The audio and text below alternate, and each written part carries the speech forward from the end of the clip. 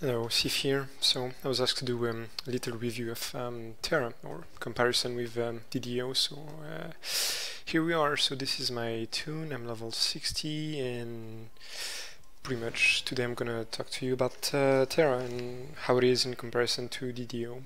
So as you can see, graphics-wise, it's pretty awesome. You can see a lot of flash, but yeah, it's really good. Beautiful sceneries all around the world as you advance. So pretty much TERA is the stands for the exiled realm of Arborea. Sorry. The graphics are really awesome. Population is great. I believe there's like 2 million players. And then there's 3 different companies, one holding the Europe servers, one holding the North American ones, and the other one for, I believe, Korea. So we're in Velika, one of the main cities of the world. Let's see. So, quick map of the world. This is where I am right now. You start here in this little island, and then you move on at level 11 here, and pretty much you get to Elementea at around 40, level 40, and then you pretty much finish, and end game is here, and also a little bit here. So leveling, you pretty much have different options. You can do it the traditional way, so meaning you do quests, and pretty much you go from one village to the other and one camp to the other. Quests are pretty much repetitive. I mean, it's pretty much the traditional go pick up 5 flowers and go kill 20 monsters, but the fact that the gameplay is extremely interesting, it doesn't bother me at all. I mean, killing mobs is really fun, so it's not a big problem. Then you can also do some grinding. So let's say there's a spot where there are many mobs that spawn very fast, and they give lots of XP, so you can stay there and kill them and grab levels this way. And the last way is pretty much doing dungeons. While in dungeons they start at level 20, and then you get another 28 or something, and then so on. Every 5 levels or so you get a new dungeon, which allows you to get very good gear, and they're fun. Parties are composed of 5 players, and until you get to level 60 you won't see groups of more than 5 people. So at 60 you can be with up to 20 players. So that's for the leveling. So you can either do quests, dungeons, and farming, or grinding mobs, or just a combination of all the 3. Compared to DDO, I love all the challenges in DDO and soloing stuff and shit. And in TERA you can do the same. There are lots of BAMs. BAMs stand for big ass monsters, and these are pretty much monsters that you can find in well, when you move through the world.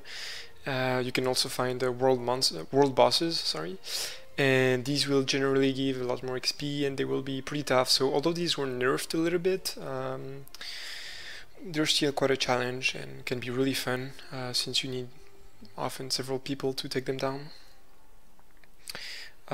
Compared to DDO, which is a complete money grab these days, I find. I mean, it's just very disappointing.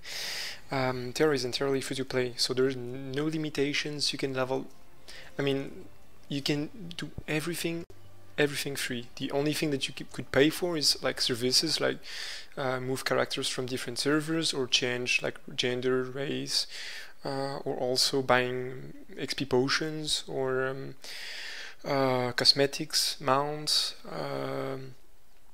things like this, or well, many things. So for example, this horse, it is acquired through the TERA store only, but I didn't pay a single cent for it. I actually traded in-game money for it.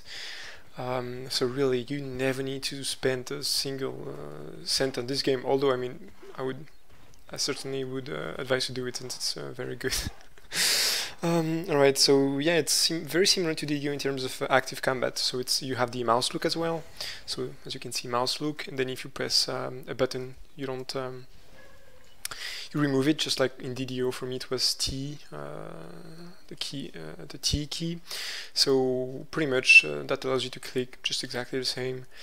So very active combat. You can use potions as well, and bandages, pretty much scrolls. They're instant. I can show you. There we go. Well, I don't have low hit points, so you don't see the effect actually. And then you can teleport. You have pretty much the same hit points, mana. You have many different classes. I would say TERA is better than DDO in almost all aspects, except the quest, because questing is extremely interesting in DDO. Let's be honest, raiding is fun and interesting. And the other aspect is DDO customization, because in DDO one of the things that keep you playing is that there are many changes, and very often you find yourself trying to think of something new to play. So combination of feats, certain levels, class splits and things. There's not so much of this in TERA, because you're pretty much, let's say, stuck with the classes that you started with.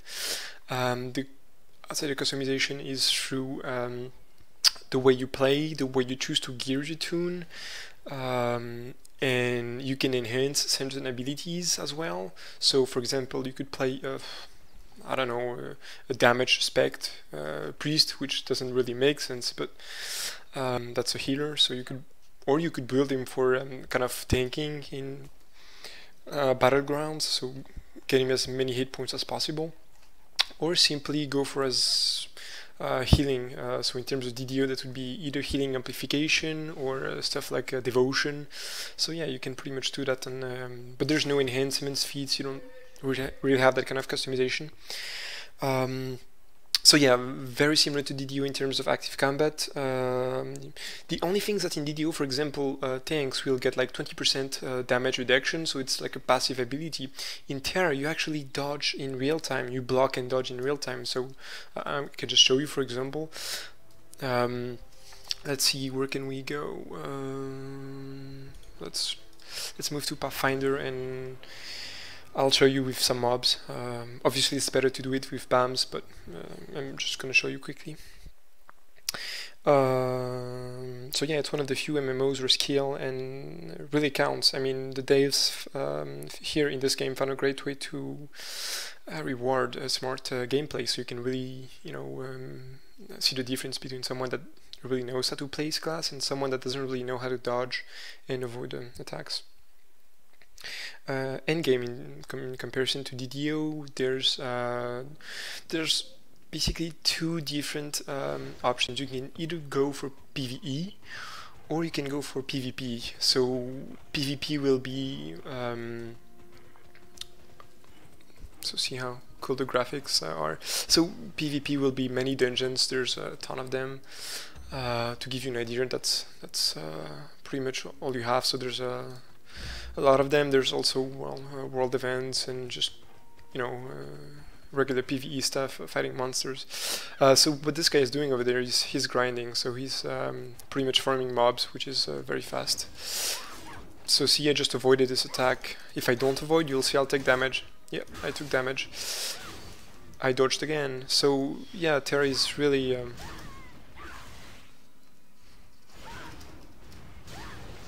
very active combat.